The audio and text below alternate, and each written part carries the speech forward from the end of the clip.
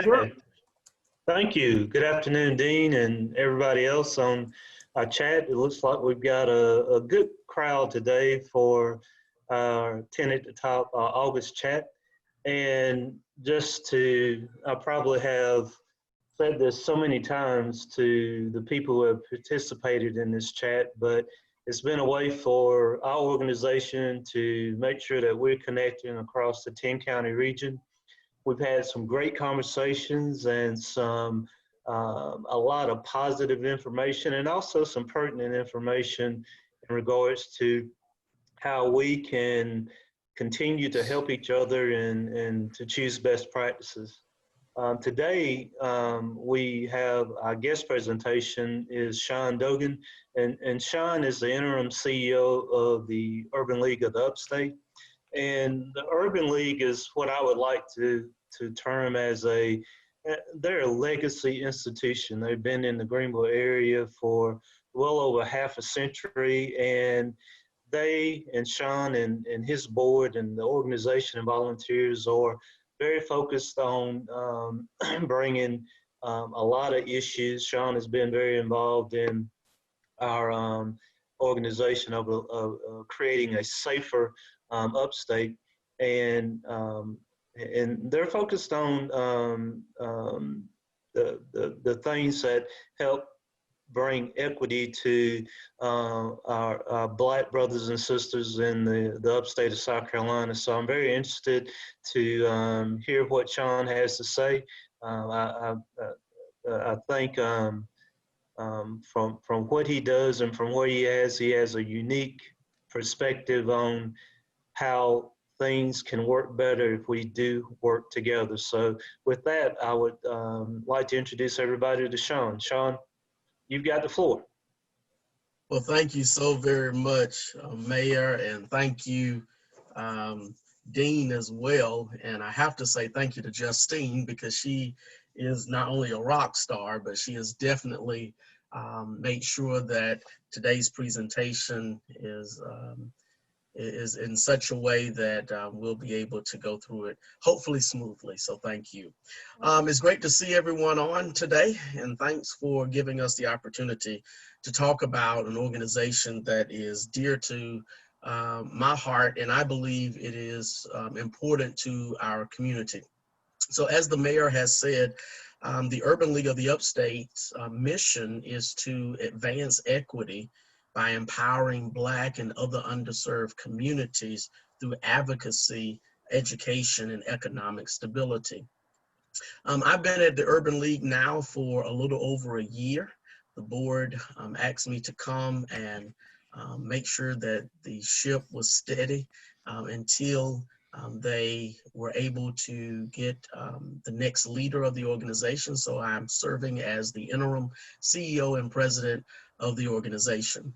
One thing that the board did right when I arrived was to have a couple of assessments done. And one was an organizational assessment that Stan Davis came in and did for the organization. And he and his team came and not only helped us map out exactly where we were, but to also give us the tools to make the next steps in the impact of our organization. So just so everyone will know that the Urban League of the Upstate is one of 90 affiliates of the National Urban League. The National Urban League is headquartered in New York. They're getting ready to go back to the stomping grounds in Harlem. But they're in Manhattan right now, but they're moving back to Harlem real soon. So there are 90 affiliates, and the Urban League of the Upstate is one. So we service primarily Greenville County, Spartanburg County, Greenwood, and Union County. The reach is vast, so therefore we have to make sure that our mission is very focused and that we do exactly what the community expects of us and what the National Urban League mission, carrying that out on a local level. So we have 6 primary programs, which include Project Ready, which I'll talk a little bit more about later on. Level Up, which is a foster care program or program for foster care students, or those that are being raised by um, others than their biological parents. 21st Century Learning Center, which is in Union County, is an after school and summer program. Right Steps, juvenile diversion program, which I'll talk about a little later as well. And our teen pregnancy prevention program, which is a grant through the U.S. Department of Health and Human Services to administer not only a sex education curriculum, but also a healthy relationship curriculum. And then the last part is our affordable housing. We do housing counseling, and we also are owners and managers of a senior residential property. Uh, so, um, Justine, I may need your help here because my arrows are not working here.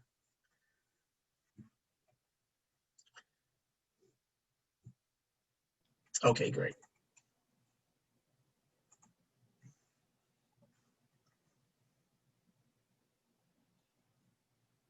No. Okay, it's still not.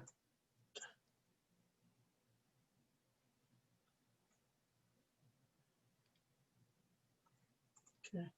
No. Well, shoot. All right. Well, if I'm can the you? nexter. All right, great. Go right ahead. The first program I want to talk about is the Right Steps Diversion Program. Right Steps, you may advance. The Right Steps Diversion Program started at the Urban League over 10 years ago. And as I told you, it was through the Department of Juvenile Justice. And it was a partnership that we arranged with them and others to make sure that our youth were on the right path. Those who got off of that right path needed some intervention. So you may advance. So we start working with the court system and also DJJ and also referrals in order that we could help young people get on the right path.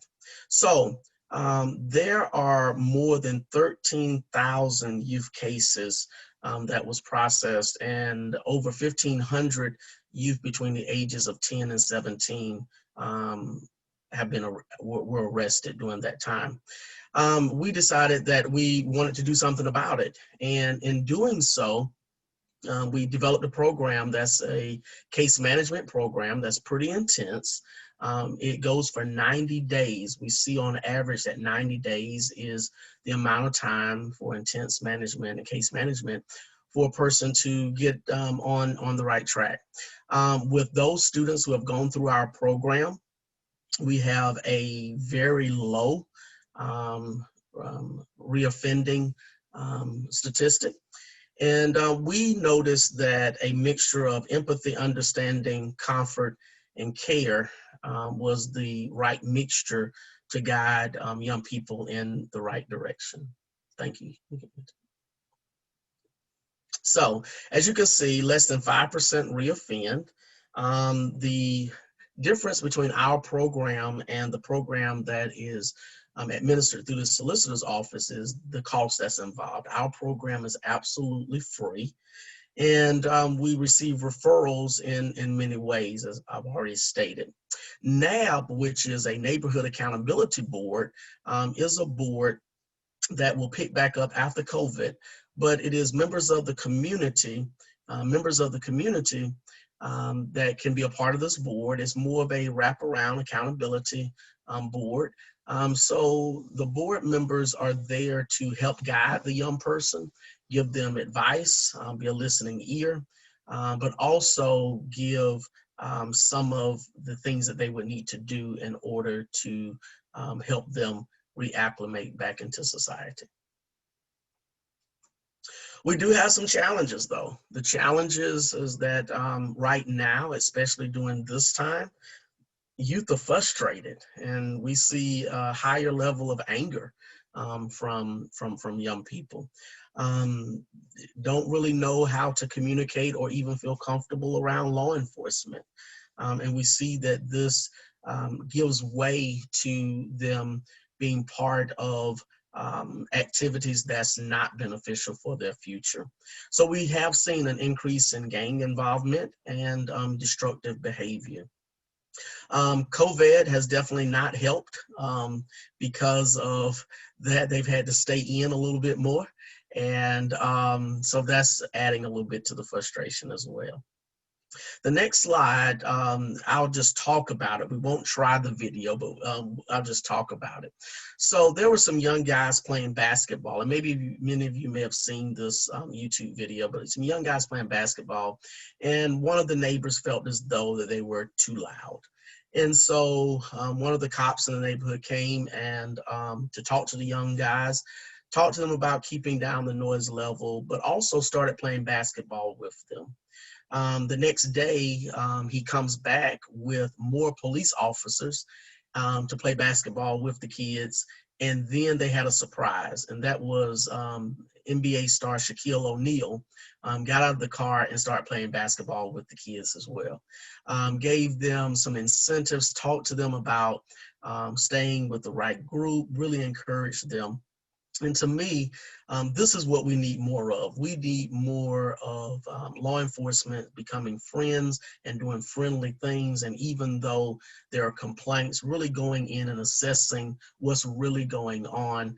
And I mean, these kids were just playing basketball. And I think we all have had a good time and maybe got a little rowdy. But this police officer turned things around and showed what community policing is all about, and also was able to bring someone that they probably would have never been able to have access to right there to them. Thank you, Justin. I also want to talk about our financial coaching services. We call it Building Healthy Homes, because one thing that we found out is that for most people, especially Black and Brown people, when you're going through or needing financial coaching, usually there are other things that are lacking in your life, such as healthy diet, taking care of yourself. If you're just stressing out, trying to make ends meet, there are a lot of other things that you may forsake. Thank you, Justin. So, and you can go to the next one too, and I'll just kind of tell the story. So for the past 39 years, Urban League has had financial services to the community. And these financial services have gone from financial education workshops to health and wellness education, that focuses more on a person's health, a holistic approach, individual coaching, dealing with budgeting, like case management, and then also is a HUD, we're a HUD certified provider with first-time home buyers. So there's a curriculum for first-time home buyers. And not too long ago, financial institutions, when they would give financing to a HUD property, it was mandatory that a person went through this education.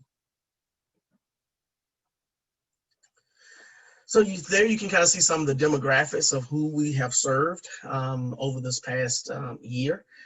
You see the percentages of African Americans, Hispanics, whites, and veterans. There's also a program that I believe one of the next few slides talks about, which you can advance, deals with this issue of, go back one, please. Deals with this issue of Black and Brown people are unbanked or underbanked. The income, poverty rates, you can see there, and then those who have a net zero, a net worth of zero. Home ownership rates are there as well. So 2 out of 3 households of color do not possess enough savings to sustain them for 3 months, which is a issue if something comes up as far as loss of job. We are seeing that so much right now in the midst of COVID, that people were either furloughed, laid off, lost their job, have not been called back to work. And even though some employers have benefited with the payroll protection loans, some people have still not been called back to work. So how do we do it? We can't do it by ourselves. So there is a huge collaboration that goes on. And these are just some of the persons or entities and organizations that we use as far as collaborations. As you can see, some of the banks that are the institutions that you see are national organizations like JP Morgan. Not only do we receive some finances through JP Morgan Chase, but there's also a program called Isusu, which is a savings program that an individual can get some of their family and friends together, have a savings program, and if they save up to $300 in 6 months, there's a match of $300 as well. There you see the number of households that we have helped in the past 12 months. Right now, I was telling you about the Isusu program, the savings matching program. You see at the bottom that 43 individuals have enrolled, and this is from the beginning of this year. 43 have enrolled, and they have total amassed a savings of $26,500. So we think that that's excellent, that this type of progress has been made in such a short period of time. And then the last thing that I want to tell you about is a project that a program that we're very excited about, and it is our Project Ready program. It is a high school navigation program to get our young people ready for college, work, and life. You may advance. This project, this program has been a National Urban League program for many years, and started here in Greenville nearly 50 years ago. It is a program that we are able to expose many of our young people to college life, whether that's college tours, whether that's navigating through life, military, or just getting them ready for the workforce. You may advance. So we have weekly Tuesday talks. We have free SAT and ACT workshops, free FAFSA FAFSA information for our parents, essay writing tutorials, college tour service learning, and much, much more. Part of this program is also our Mentor 5 program, and it's when we match up a student with an adult to help them navigate through life as well. It is a trusted adult, and they talk about various things.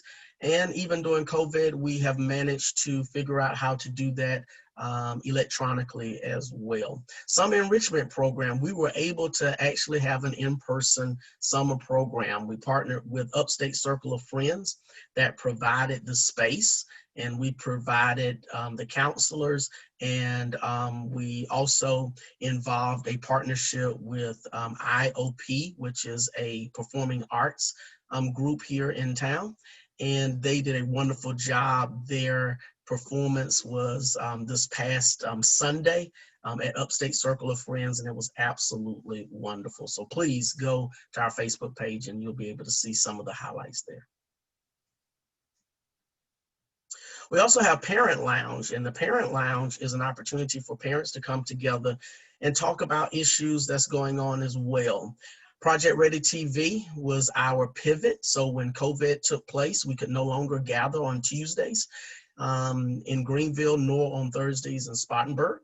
So we pivoted to a Project Ready TV. It is a social media platform where we still invite guests in to either be interviewed or to do workshops with our young people.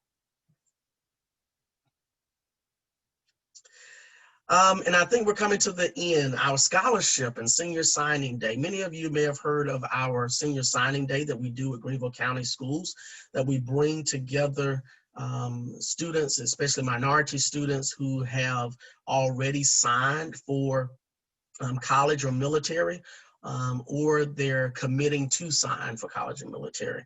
We provide lunch for them, a speaker. It's very encouraging. If you've never been involved with one, the next time that we have one, please come out. It's usually held at a large venue like the convention center or one of our community centers. This year we couldn't gather, so we had a virtual senior signing day. It was absolutely great. We had a local comedian that hosted it and a DJ from one of our local radio stations.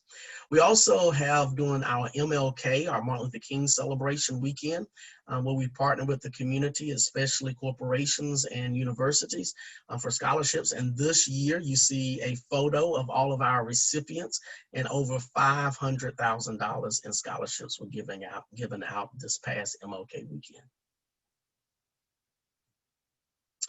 So you see some of the success there. 2 years ago, we reached about 150 students. This past year, we reached a little over 200 students with all of the services that we provide through Project Ready. For our future, we have student ambassadors, we have teen influencers, and then 3 new programs that's coming up. And if you go to the next slide, I'll just go very quickly because I know it's time for questions and answers. But Project Arts is an after-school program. It will deal with academics, it will deal with life readiness, will deal with college preparation and transition, prepared for college, and also speaking for success. We noticed that one of the major things is for all of us is the fear of speaking, and we want to make sure that public speaking is something that comes natural to our students. Project Go is a wonderful mentoring for all of our alumni that will come back and mentor one of our current students. And then Project Sprout. Many of you may know my connections with Mill Village, but if you don't, Mill Village Farms is something that started at the campus in which I pastor, the church in which I pastor. And it has definitely been something that has just been great for fresh fruits and vegetables to food deserts. And so the thought is, instead of gardening, how about we try this with coffee? And we have partnered with a local coffee distributor, Early Goat. And this is called Project Sprout, where we allow our young people to go in and learn from coffee farm all the way to the coffee pot. And it's a way that they can learn different skill sets, whether that's marketing, whether that's sales, whether that's packaging, and all of the things that go along with what it takes to get coffee from the farm to the coffee pot. So this is something that's coming up this semester, and we are so excited, this school semester, and we're so excited for this new program. Dean, I believe that's it. You can advance one more, but I believe it just shows our partners and a hearty thank you.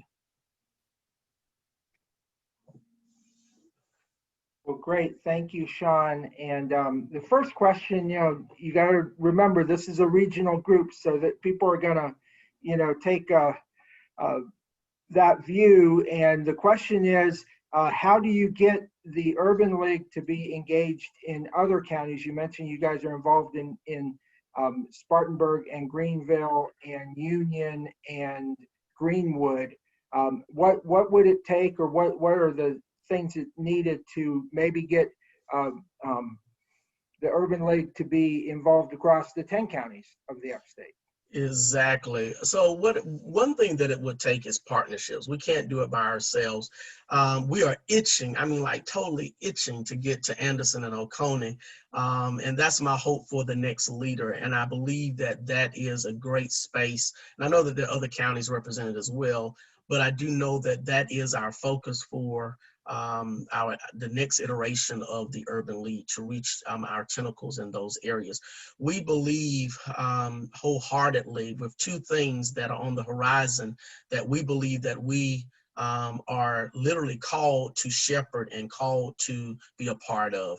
And that is financial stability and really pulling some of our services that really deal with financial literacy and education, but also social justice.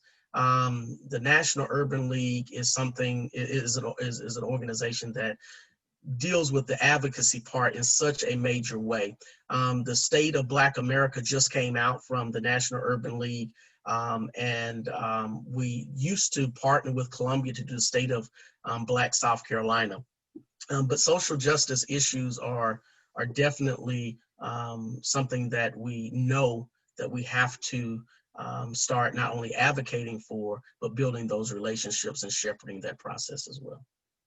Yeah, I think that there's a lot of truth to that, and most especially, with what's been going on recently. And I know, of course, the mayor mentioned that you've been involved in the Safer Upstate initiative that we're doing. I know you're also working with the United Way and the Chamber in Greenville, and probably in other efforts as well. And I think that's got to be something, as I've said before, that all of us are involved in. But I would think, given the legacy and and kind of the long-standing history of your organization and its strengths, y'all really are well positioned to be playing a key role in that. Sure. Another question was about the senior housing program that you guys do. Can you talk a little bit about that? Yes, so Gandy Almond is a HUD project, and we house 59 residents. It's a 60-unit apartment complex, but we house 59 residents in those. It's right off of Dunbar Street, which is near Bon Secours downtown. 2 buildings, and we have a facilities person there, a manager, a complex manager, a social worker that's there, and then a facilities maintenance person that's there. Like I said, it is a HUD project, and so it keeps the rents affordable. And, we talk about affordable housing a lot, and especially in Greenville, that's a topic that is big, but no one really knows what affordable housing really means. I mean, what's affordable to one definitely is not affordable to someone else. And so with this project, it is income-based. And a lot of times when we talk about affordable housing, we really do forget to bring up our senior population. And so it is important for us that this property stays just like it is, and hopefully to be part of conversations that will add even more residential opportunities for our seniors as well. Great, thank you. And got a great reminder, as a nonprofit with Amy said she went to your website knowing that you guys certainly need support and contributions, and the old website is not active. You guys do have a new site. I know I've been on it. Sharon, will you put that site up for the link to the current website for the Urban League up there, so folks can get to that? And she's going to work on that. Sean, I'll let you get out of here on this. So you've been interim director for a little over a year. Did your board forget that they needed to, find someone? I mean, are you going to be interim director for 20 years, or? Listen, I asked them this, I started to ask them the same question. This was an agreement for 6 months to a year. 6 months happened, and I think I had lunch with Lori Roven about that time, and I think she started asking the same thing. I said, oh, no, this is just 6 months to a year. Then COVID happened, and then we had George Floyd and Breonna Taylor. That brought up another set of things. That really, honestly, it pushed National Urban League back a little bit. They got in very much so wrapped up in a lot of things that was taking place, and had to put other things on their mind than the Urban League of the Upstate, I would imagine. But we've reminded them. The board has now formulated their search committee. It is well running now, and so that should be coming up very soon. So the Urban League is probably stuck with me. The staff is probably stuck with me just for a little while longer. I love it tremendously. I love the mission. Will always be a champion for the Urban League. And as long as we have great people like Stan Davis coming in, helping us to help us navigate through some of the troubled water and get us in great position, then I'll stick around as long as they'll have me. But I'm sure my family and church will pull me back very soon. Yeah, I was going to say, it's not like you don't have other jobs and other things to do. So, we appreciate that you've stepped up, and the Urban League has done some great things, and I've been able to be engaged at some level with the organization since I got here, and it's been really amazing to see all the tentacles you guys have, and you showed that in your presentation. So thanks for your great work and for that of the Urban League. And we're all supportive and want to make sure that the things you're doing are successful. So we very much appreciate that. Well, listen, Dean, thank you so much. Thank your staff. I do want to say this, that I must say that 10 at the Top has definitely been a serious player and also an encourager to the Urban League. One of the first emails that I received when I got to the Urban League was from Dean to be part of an educational event that you all were having. And myself and Charlene Jones, one of my staff persons, attended that. And it was great. So you all helped me get my feet wet in understanding what was going on, not just here in Greenville, but also in the 10 counties. So thank you so very much for that, Dean. Great. Thank you, Sean. And I think next I'm going to do a couple quick things and then turn it over to Sharon for the county updates. First, I want to very quickly, we mentioned that we have the Safer Upstate initiative going on. We also, this has been a very busy couple days.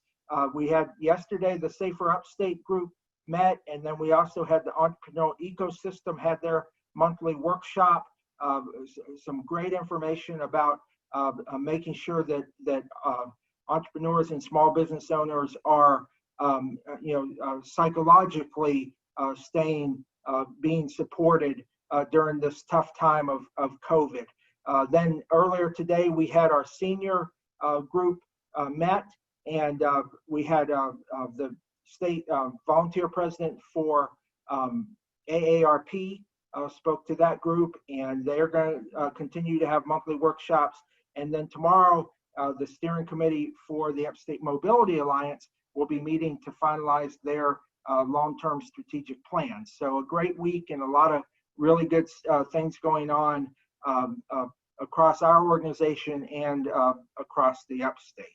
I did want to also recognize, Justine, if you could put up the slide again of the partners, the opening slide. I want to again thank all of our leading level funding supporters who we have about 85 or 90 funding supporters, and 20 of whom are leadership level partners. And without them, we would not be able to do some of the things that we've been able to do during this time of COVID and the challenges. So I want to thank them as well. Okay, now for something a little bit fun for a minute before we get into the into the other presentations. We always do a poll. And so the first one, we just wanted to know how you're feeling today. Awesome, pretty good, considering, or meh, it's not a great day, or wish it was Friday. So if you'll, I'm going to launch the poll, and that's the first question. And then the second question, we're all doing these online events and virtual events, and we talked about it a little bit earlier in the pre-discussion, but they're never going to be the same again. Virtual events, but what do how have they been? Have they been engaging? Most are pretty good. Of course, the 10 at the Top events we know are good. Some are okay. Are they good for presenting but not for interaction? Or if I have to be on another Zoom meeting, I'm probably going to jump out a window. It doesn't exactly say that, but it's basically that kind of response. So we'll take a second here and have everybody respond. We've got a couple more people.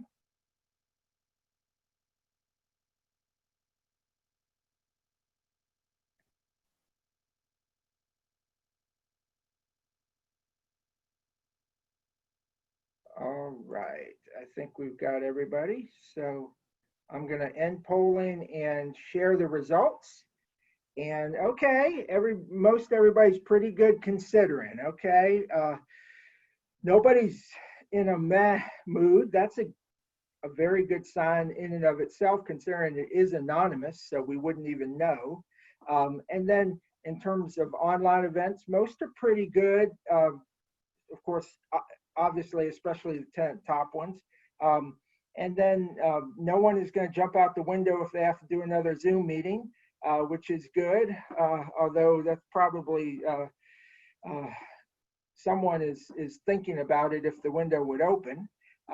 But anyway, thank you. We just like to have a minute of levity with some other, with getting a poll here or there. So with that, I'm going to turn it over to Sharon. And I do think, Justine, are you getting that back up for me?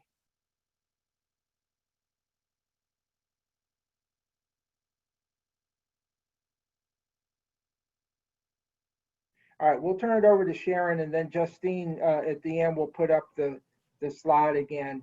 But again, we want to thank all of our funding partners and everybody who helps support us. And with that, I'm going to turn it over to Sharon for the county updates. All right, thanks, Dean. First up this week from Anderson County, in the eastern corner of Anderson County, we have Blake Sanders, who is the mayor of West Pelzer. Hey, everyone. Just a quick 2-minute update, and I'll try to stick to my little corner. I'd be remiss if I didn't thank Mayor Roberts for his leadership in Anderson Strong, which spread across the county. I know for Pelzer, West Pelzer, we gave out about 1,000 masks. So Anderson County did a coordinated effort with every municipality 3 weekends ago to give out masks at the same time. I know that Pendleton, outside of the city of Anderson, is leading that charge as well with about 5,000 masks that they've pushed out.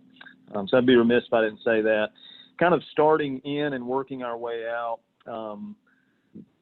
Pelzer, West Pelzer, continue to move forward with economic development opportunities. There was a huge announcement a couple of weeks ago at Interstate 85 and Highway 8, which is the main street that runs through our two communities, a $22 million investment for 2 speculative buildings. So huge kudos to Anderson County Economic Development that continues to push that. Pelzer is going through a branding and website and marketing strategy currently. So that's our neighbors to our east. I think we could probably all learn from when you have a downtime like we do due to COVID, at least for local government, that there's still ways to push a vision forward. And they have a new mayor in Pelzer, and so they have a lot of vision and opportunity there, and he's really grabbing a hold of that.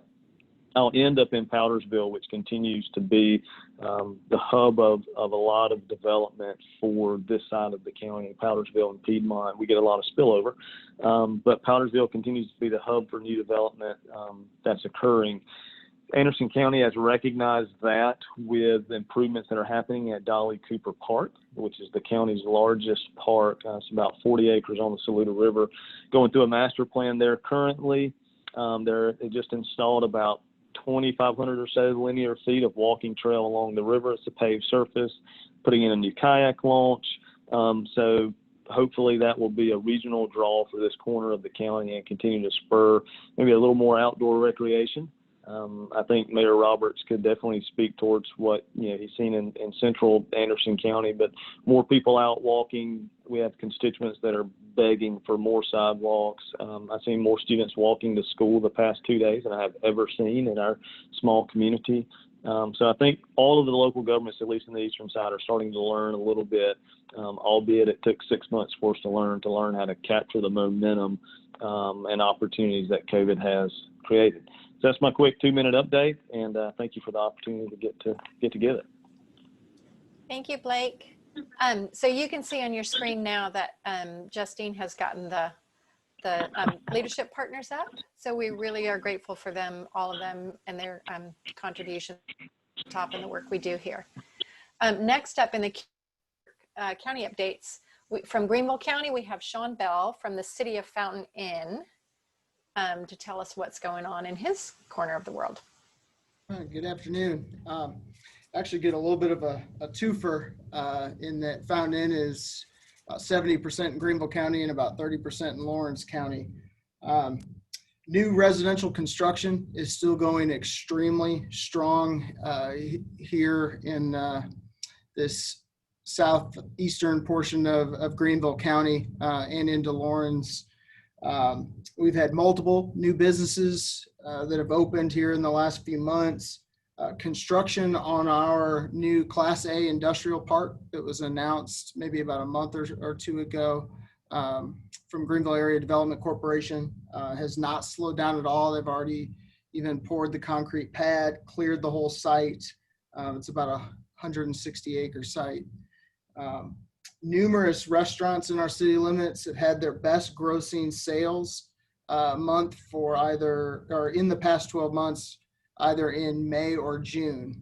And so that was really encouraging to see, especially from a hospitality tax revenue standpoint.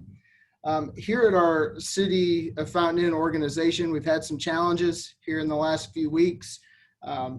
Over the course of the pandemic, we've had 16 of our about 130 employees test positive for COVID-19.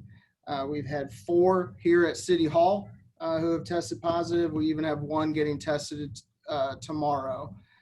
So this is hopefully our 3rd and final week of having City Hall closed down to the public. But we're seeing some light at the end of the tunnel on this outbreak. One of those 16 employees ended up in the ICU, but she is back home and doing a lot better. Unfortunately, we've had to cancel some of our big events. We have a Friday night music series that we had to cancel midway through once the governor announced his new mandates, and a couple of our other big fall events have also been canceled, and we're also currently still doing our virtual city council meetings and our planning commission meetings all through Zoom. Great, thanks, Sean. Sorry to hear that about your staff members. Hope everybody's on the mend soon. So he touched on a little bit of Lawrence County, but now we are going to have Alicia Carter of the United Way of Lawrence County to give us a bit more of an update from there. Okay, hello.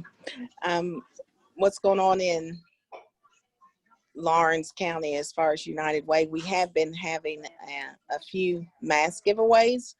We did 2 mask giveaways because it seemed though that a lot of people in the community did not have masks, and it was starting to be required to go into places in Lawrence County. So we did 2 mask giveaways. We have been having food drives every week.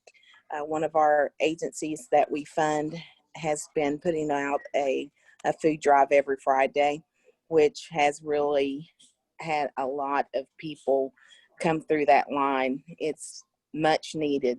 The line is so long. I mean, they start lining up out literally 2 to 3 hours before the event is even going to take place. So they've given, I think the last count that she had calculated that they had done about 400,000 pounds of food had been given away just from that one agency. And then they are also doing youth box giveaways every Thursday, still in Lawrence County. And they do that in 4 different locations throughout Lawrence County. Our food bank, they're still giving out food, but it's still drive-through. And we just see a lot of need as far as food in Lawrence County still due to the pandemic. And a lot of people are still in need of masks and things like that. So we're trying to do that. We're also working very hard with the census, trying to get people to complete their census because we do need more funds coming into Lawrence County. So we're not where we need to be as far as the census being completed with people in Lawrence County. We're still working on that. Also, we're doing a school supplies drive.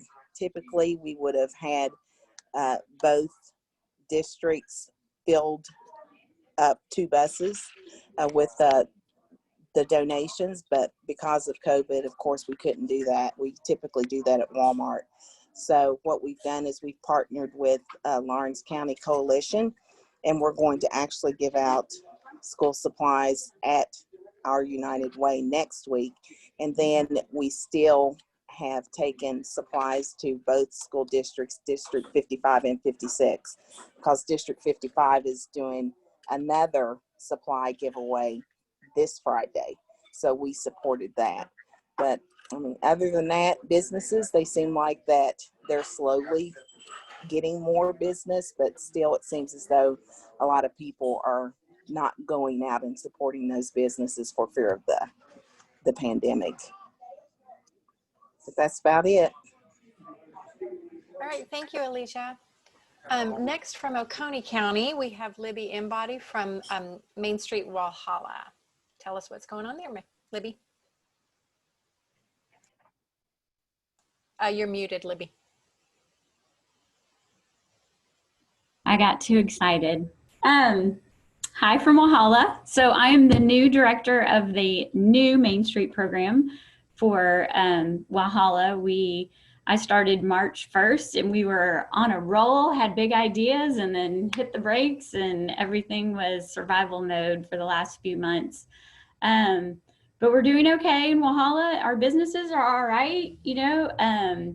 We realized that what makes us unique here, being that Main Street to the mountains, has also really kind of helped us be resilient through all of this. We've got a lot of a slow but steady stream of tourists that kind of fleeing the more urban areas that are coming up to enjoy the mountains and the hiking and the waterfalls that we offer just right outside our gates. So it's been a challenge just trying to kind of tap into that. We've created a pretty cool formula for doing some really small events that just get people on the street, walking around and getting them into stores.